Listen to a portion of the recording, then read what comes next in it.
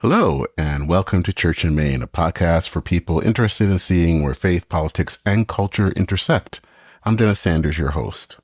So today is a solo episode. It's actually going to be based on an essay I wrote on the recent murder of Brian Thompson, the CEO of UnitedHealthcare. And before I go into that essay, I wanted to kind of put in some background there. Healthcare insurance, I should specify, has been an issue that I've been interested in. Oh gosh, for well over 30 years. I remember years ago, and this is my kind of hidden claim to fame, is that I did an article on universal healthcare, on the Canadian healthcare system. And I got to interview George Stephanopoulos for the Clinton campaign. Unfortunately, I made a mistake of trying to actually make sure I got his spelling right and his last name right, and probably asked him too many times to get that correct. But anyway, that has been an issue that has been something I've been interested in for a long time, about healthcare and how do we make sure that people have healthcare insurance, I should say. And I actually really experienced this personally a few years later after that interview with George Stephanopoulos. And that was kind of talking about, I got pneumonia. And it was actually pneumonia that got even worse. It kind of really got kind of toxic and maybe septic, and ended up in the hospital. And at the time, I didn't have health insurance, and I was just worried, how was I going to pay for this? What was I going to do? Luckily, I went to a clinic that dealt with low-income populations, and I had a really wise nurse practitioner that was able to get me on basically Medicaid, and Medicaid actually paid a lot of the bill. And that was kind of amazing because I was in the hospital for 2 weeks. So I've always been someone that has believed in that the state has a role in helping to make sure people have health insurance. Now, I'm a little bit different from some people because I think how we get there doesn't really matter as much. I mean, there are people who think that the only system that matters is if we have a Canadian single payer system. Even though that's not the case, most countries don't have a single payer system. They have something very different, and they don't even have what they have in the UK, which is where the state controls everything, from healthcare delivery to the insurance itself. But there are different ways that we can get that. And even though I think at first I had my doubts about the Affordable Care Act, being someone that's somewhat center-right, I was always worried that was going to lead more to a more Canadian-style plan. Didn't. And I think it did. It has done a good job. I'm actually on the exchange. I lost healthcare from my job a few years ago, actually during the pandemic. Great time to lose healthcare. And was able to go on the exchange. Here in Minnesota, we have our own state exchange called MNsure, and was able to find a healthcare plan that I like. And my husband, who also about a few months ago switched jobs, and the jobs that he was going to did not offer healthcare, but they did offer a stipend that he could use to purchase healthcare on the exchange. So healthcare is something that matters, and it's not. I won't say that that the United States has a perfect healthcare system. I think it's a lot better than it has been. I think that there are things about our healthcare insurance system that probably are better than in some countries, even though, again, I will be honest and say that we have shortfalls. So, yeah, I think this is not an issue that is just hypothetical for me, even though I think that there is also a role for the private sector in healthcare insurance. And I also think that there is a role also for the state and that the two should work together. And I think that every system, whether it is the single payer system or other systems that guarantee universal care, have drawbacks. There is no such thing as a healthcare utopia. And anyone that tells you that there is such a thing as healthcare utopia really, I think, are lying. So health insurance it matters. And I think that as Christians, we should be trying to find ways that we can do things that can help make sure that people can have health insurance that they can have and not worry about not having healthcare. And as I know that there are shortfalls to our system, but there are shortfalls to every system. I'm more and more think a lot about how our system and all of our systems in the world are imperfect because they're made by humans, and humans sin, and we always fall short. And so, that's kind of where I feel about this. So when I want to talk about Brian Thompson, it's that I'm talking about an issue that is important to me, and how we handle that issue also matters to me. And part of what I'm talking about here is because I don't think that we have been handling it well, and that includes people within the church. In fact, I think we've been handling it rather ghastly.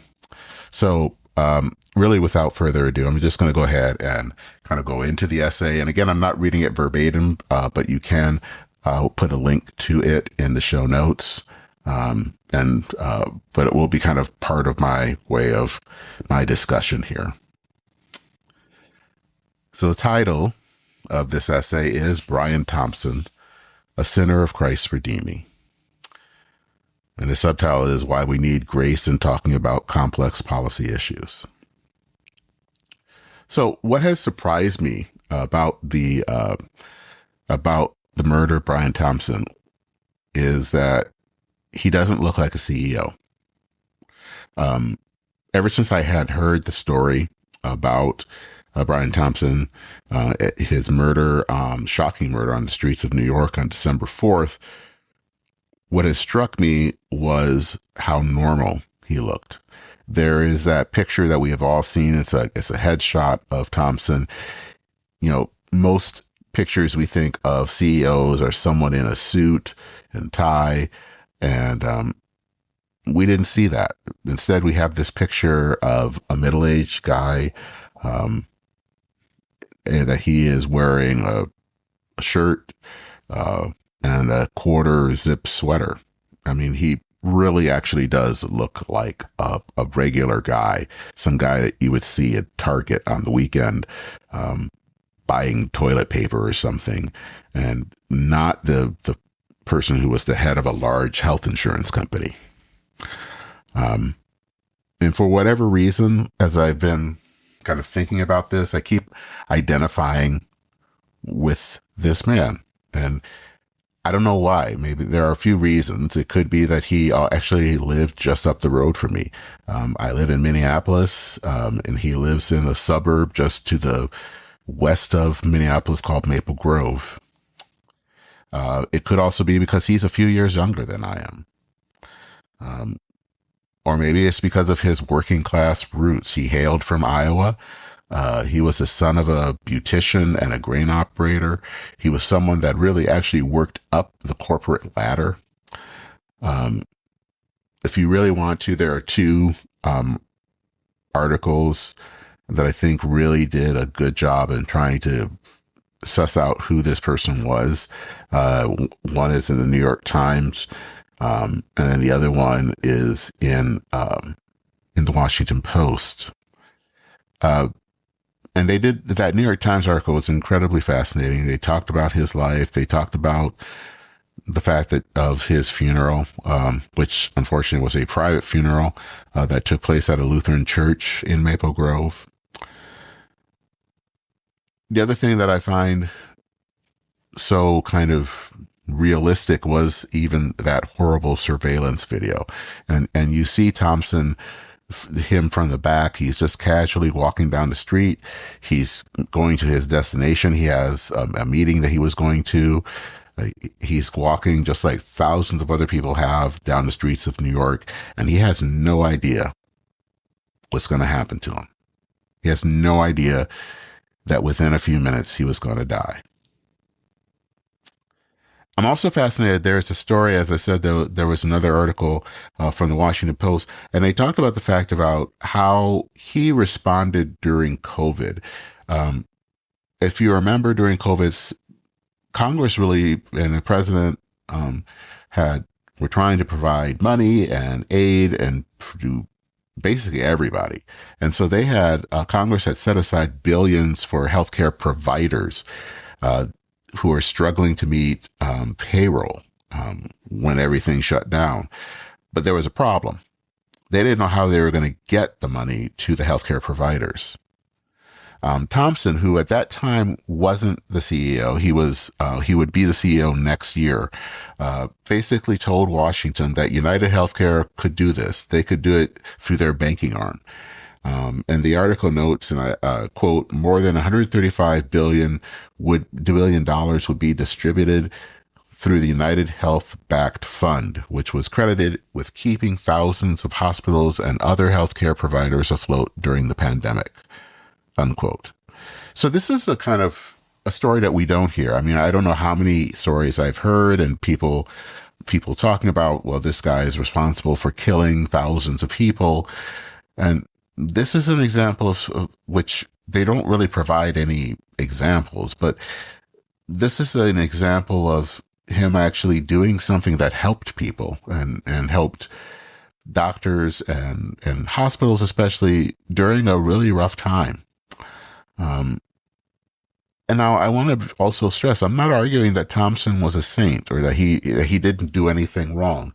And in fact, that same Washington Post article does note that at the time of his death, the feds were investigating Thompson for alleged insider trading. What I'm trying to get at is that he was more than this caricature of a greedy CEO.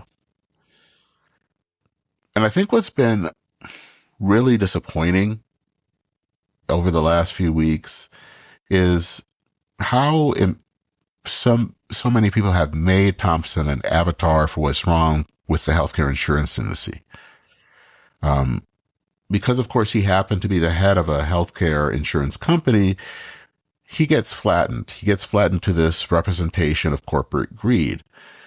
And it's fascinating to see people who normally consider themselves caring, consider themselves against guns, have ended up either outright praising the crime or excusing it. CNN commentator Michael Schmerkonish noticed something that was interesting, and they noticed what he noticed was kind of where Thompson probably breathed his last breath. If you notice that usually where someone has died, somewhere at that spot or near where someone has died, people will put flowers and memorials to that person. I remember this most vividly for George Floyd. Having lived here in Minneapolis, and I remember going kind of to that area, which is now called George Floyd Square. And if you've seen the mural that was made, there were just flowers all over the place. That is usually the case when someone has been murdered or dies in an accident or something. There was nothing for Thompson. There was no memorial. Schmerkonish notes that all that there was kind of a barrier, police barrier, and some pieces of police tape left over. Maybe that's not surprising. again, because he was the CEO of the health insurance company, and the health insurance industry isn't really loved. There are a lot of people that believe that it's an industry based solely on greed and that they are in business only to deny care. So, and those people, in the logic of many, who cares if some CEO that is making, as Thompson did, 10 million a year was gunned down? I think that's why we see such glee and scorn for Thompson, and also the very bizarre and weird case of women throwing themselves on his alleged murderer, Luigi Maggione. Uh, a friend of mine shared a, a video from Tim Whitaker. He is the host of the New Evangelicals podcast. And he did this Instagram reel where he basically says that killing Thompson is wrong. But then he does that very well known now, and he launches into the sins of the healthcare industry, which he believes, like many, is based on greed.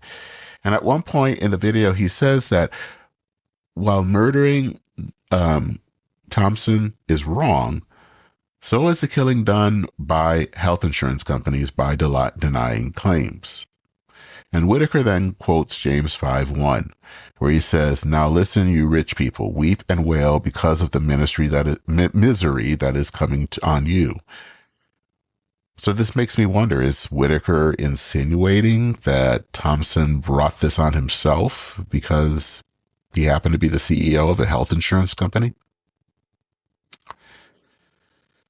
When it comes to the issue of healthcare in the United States, we want to flatten things out. We want to make them simple. And so we want to do things like excuse a killer, and see the mess that is our current healthcare system as the fault of cartoon-like villains. Now, I don't think that the healthcare insurance industry is innocent, but it's also not the sole reason for our mess. In fact, the reality is quite more messy than that. If you can, I would hope that you would take the time to read economist Noah Smith, and especially something that journalist Ben Dreyfuss did. And both of them really helped to understand that providers, and when we talk about providers, we're talking about hospitals, doctors, and others, are also those that can make healthcare more expensive. And in fact, Dreyfuss talks about the fact of a rule that was put in by another healthcare insurance company. I believe that was Anthem Blue Cross Blue Shield. Maybe you heard about it, about limiting how much time people can use anesthesia. This was kind of read as a heartless health insurance company, basically trying to yank anesthesia in the middle of a surgery. It did not take into effect that there are a few things here. First, anesthesiologists are some of the highest paid doctors in the country. So that means really high insurance. And if you have unlimited time, that's a lot of money. Two, what Anthem was doing was something that is already being done by Medicare. Medicare limits how much time they're going to pay for anesthesia. And so they were doing something that already was being done by a government program. But because they were a private health insurance company, it was viewed as being selfish. But read the whole story. I think it would be important for you to do that. But as I said, it's just a lot easier to flatten things out. It's to make a middleman like Thompson, UnitedHealthcare, just the bad people, and that somehow this guy that is stalking and taking out CEOs is going to create a better system, which that's not going to happen. I don't think that Tim Whitaker's hot take is going to be the best way for Christians to deal with this issue. I'm going to be honest, I don't know what the best way is. And as I said earlier in this essay, I've kind of followed healthcare insurance off and on over the last 30 years, but I'm no expert. But I am a pastor and I am a Christian, and I do think that there are ways of how we can talk about this issue that are better. So I'm going to try. I think first, Christians have to say in ways that are as explicitly clear, without reservation, that assassinating a healthcare executive is wrong. In fact, some have said, and I agree, it's terrorism. Don't put a but after it. Don't talk about people being pushed to a breaking point, because all that does is excuse the murderer. We are a nation of laws. Christians are called to abide by the law, especially that one that says that murder is wrong. Over the last few years, we have talked a lot, especially those of us who have opposed Donald Trump. We've talked about the fact that the rule of law matters. Now, I know that Luigi Mangione is not a politician, but following the rule of law matters. Mangione came from a privileged background. He knew better that killing someone is wrong. He could have used his position. He had everything given to him, and he could have used it to help make our healthcare insurance system better. He could have become a politician himself. He could have been someone that worked somewhere that could have worked to make changes that need to be made. But no, instead, he chose to take a man's life. It seems like from January 6th to October 7th to December 4th, when Brian Thompson died, too many people see violence as a legitimate tool to use in society. And that's dangerous, because if it's a legitimate tool, then none of us are safe. Every one of us is a target. We need more people who are willing to say that the ends do not justify the means. When Jesus was unjustly arrested, he counseled against violence. If there's someone who could have done something, anything, when his enemies wanted to do him in, it was Jesus, and he still chose another path. Violence is a cancer to the wider society, and sadly, both those on the right and on the left are too quick and too willing to use and excuse it. The second thing we need to do is we need to recognize the humanity of our enemies.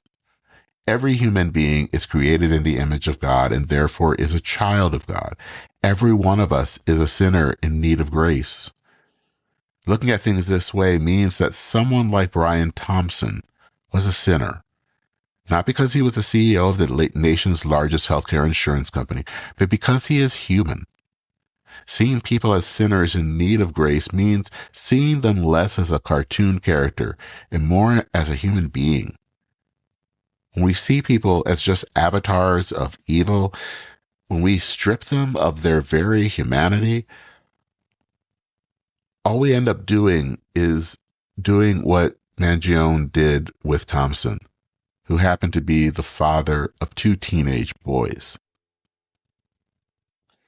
Thompson's normality, as I spoke earlier, is a way of seeing someone who is far more complex than the evil CEO trope that we see on social media. None of this means that he was perfect. None of this means that there weren't problems with our healthcare insurance system. But he also wasn't thoroughly evil. He didn't deserve this death. Third is something that Friedrich Schmidt, who is an Episcopal priest, has said. And he wrote this shortly after the murder, is that we need to reestablish moral education.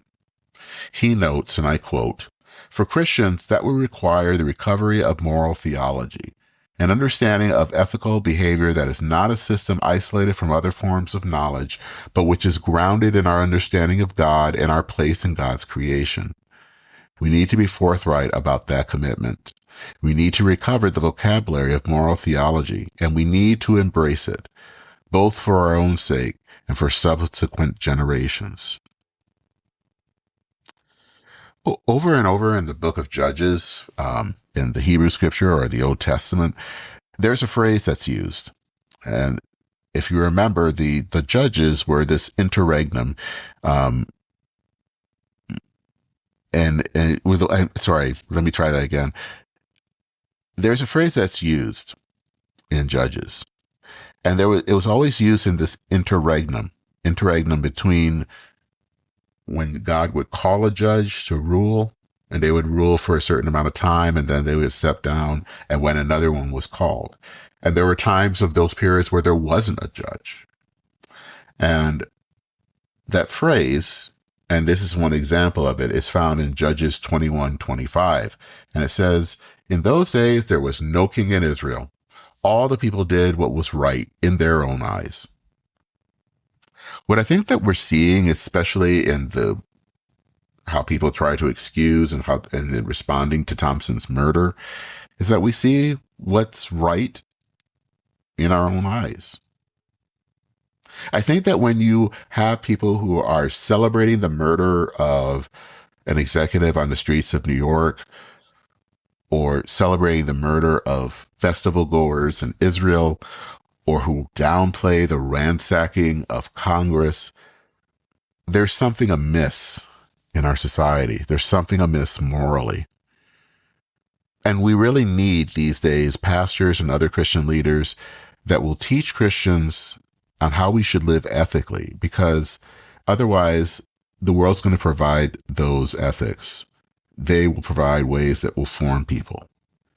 And the problem is that we are being formed in a way that tells others that this is a jungle, that it is a place where we must kill or be killed.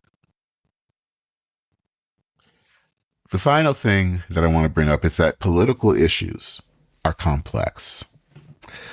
Healthcare insurance reform is not a simple issue. It's incredibly complex because, frankly, the solutions are complex.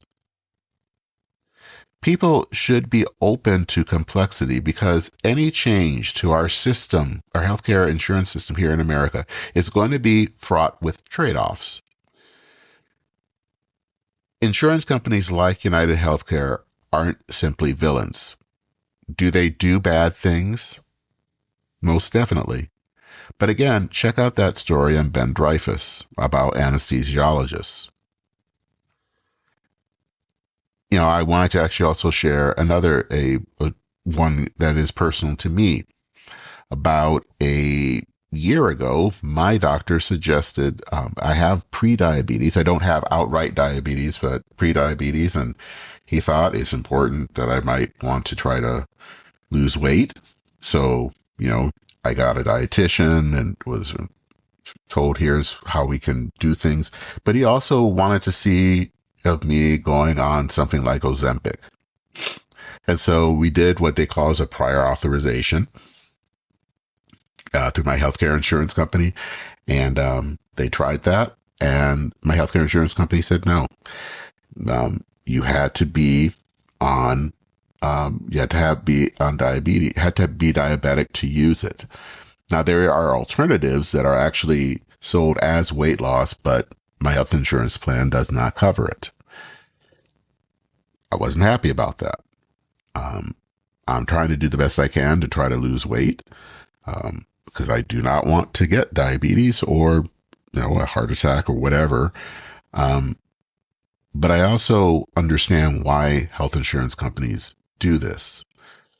One is so many people going after company or to use drugs like Ozempic and Mounjaro actually then creates really a shortage for those who need it. People like my husband, who does have full-blown diabetes and does use Mounjaro, and that's important. Second is that these drugs are really expensive. They're not cheap. Healthcare companies do try to cover those, but imagine if they went to have to cover everyone who is asked for this. It would be impossible, and they would either have to really jack up their premiums, which they don't really want to do, or um, they'll go out of business. And it's not easier even if the government did it. There are just it's just hard and it's not easy. Um, it's a trade off. I'm not crazy about it, but that's kind of where things end up. I believe in original sin. And what that means is that everyone, you, me, Brian Thompson, Luigi Mangione, we're all corrupted by sin. Nothing, nothing is as pure as driven snow. So when we deal with these issues, we have to understand they're complex. There are trade-offs. There is nothing that is the perfect solution. I want to kind of conclude on this essay is to kind of go back to what I began with. And that is that Thompson seemed like a normal guy. He seemed like someone that you would have, I said, met at Target, maybe met at the baseball game. Maybe you would have met him at a high school basketball game. He was a normal guy that seemed like a normal guy that happened to lead a company that is not well viewed by many in our society. I've said this before, I will say it over again. He was not perfect. He is a sinner, but he did not deserve this. When I was working for the Presbyterians and they're doing communications, and a pastor or someone well known in the local presbytery had died, I would send out an email and include a prayer, and send a prayer that's from the Anglican tradition that's usually said at the death of someone. And I've been thinking about that in the case of Brian Thompson. And it goes like this. Into your hands, O merciful Savior, we commend your servant. Acknowledge, we humbly beseech you, a sheep of your own fold, a lamb of your own flock, a sinner of your own redeeming. Receive him into the arms of your mercy, into the blessed rest of everlasting peace, and into the glorious company of the saints in light. Amen. May his soul and the souls of all departed, through the mercy of God, rest in peace. Amen. Brian Thompson is a sinner of Christ's redeeming. And so are you. And so am I. I think that we need to remember that in the coming days. Thank you for allowing me to share this essay. As I've said before, healthcare insurance is not an easy issue. It's a complex issue. But I think that we need to hear this. I'm very concerned about how many people seem to be making these excuses, and it worries me about the future of our country, about how we how we are kind of really falling into this time of where we're excusing political violence. And this is not something that is just a problem on the left, it's a problem on the right. We seem to think that violence is okay. And I think that it's dangerous. And so all I can do is to say, I don't think that this is something that people deserve. And I pray that we can be a nation that learns how to disagree without being disagreeable, to see one another as fellow humans worthy of God's love, that we don't let political issues get in the in, get in the way of that. So I'm curious to know what you thought about this issue. Um, Feel free to drop me a line. You can send me an email to churchandmain@substack.com. And again, I will put a link to the article that I wrote in the show notes.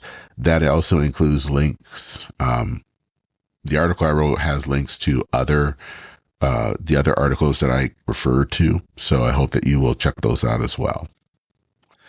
This will be the last episode for 2024. Won't have any episodes really on this coming week of Christmas. As a pastor, I'm busy, and this also be a good time to take some time off. So I do hope that you will listen to past episodes if you're looking for something to do during the Christmas break. We will be back in the new year with new stories, and I hope that you have a good Christmas. That we all celebrate the coming of the one who came in the form of a baby, who came in the form of weakness, even though he was the king, and came to bring wholeness and healing and grace to all of us. So, if you want to re-look at past episodes, please check us out at churchandmain.org. You can also visit me at churchandmain.substack.com to read related articles. I hope that you can consider subscribing to the podcast in your favorite podcast app. And if you have a chance, leave a review, a rating or a review. It helps others find the podcast. So that's it for this episode of Church in Maine. I'm Dennis Sanders, your host. Thank you so much for listening. Take care. Godspeed. Merry Christmas. Happy New Year. And I will see you very soon.